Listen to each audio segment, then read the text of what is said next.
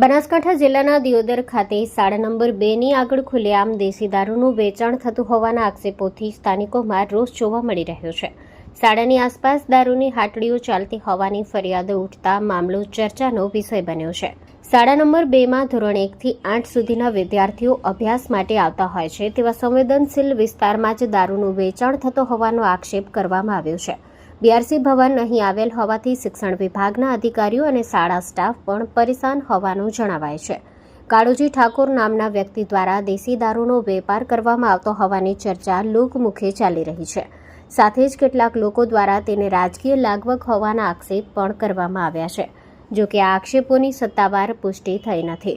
શાળા સંચાલકો દ્વારા વારંવાર લેખિત રજૂઆતો કરવામાં આવી હોવાનો દાવો કરવામાં આવે છે. Story report by V K. Dabhani, Banaskantha.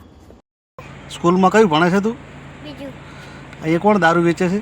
પેલી દુકાન દેખાય? હા.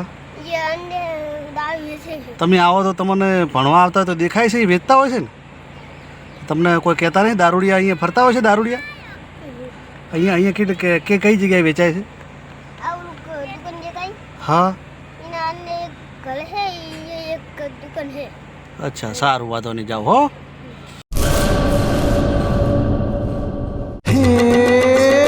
સોનાનો સૂરજ ઉગ્યો રે ખેતરમાં, સાગર લક્ષ્મી બાજરી બિયારણ, લાંબા ડુંડામાં દાણા ભરપૂર, ખેડૂતને આપે ઉપજ ભરપૂર, સાગર લક્ષ્મી બાજરી બિયારણ.